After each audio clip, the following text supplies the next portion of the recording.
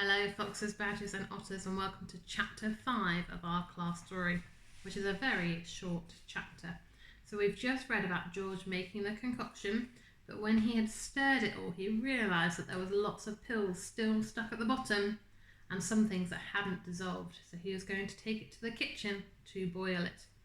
So this chapter is called The Cook-Up.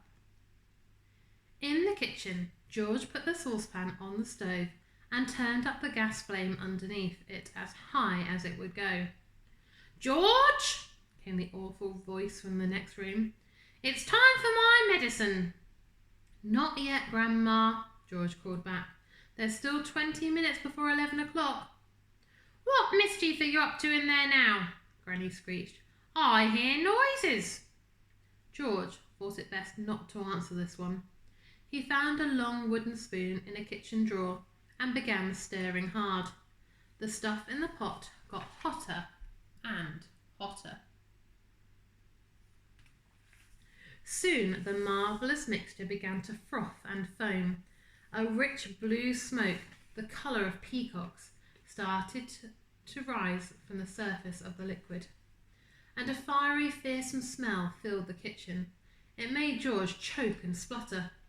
It was a smell unlike any he had smelled before.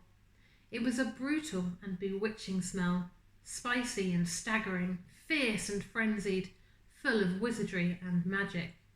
Oh, that's almost like our two pair sentences, isn't it? But it's at the end. I'll read it to you again because I really like that.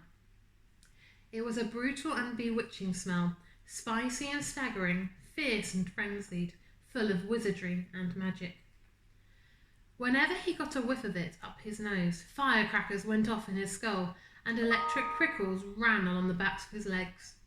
It was wonderful to stand there stirring this amazing mixture and to watch it smoking blue and bubbling and frothing and foaming as though it were alive. At one point he could have sworn he saw bright sparks flashing in the swirling foam.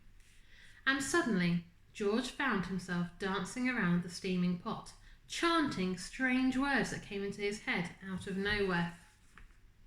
There's George. Let's see what he was chanting. "Fiery broth and witch's brew, foamy froth and riches blue, fume and spume and spoondrift spray, fizzle, swizzle, shout hooray! Watch it sloshing, swashing, sploshing, hear it hissing, squishing, spissing. Grandma better start to pray."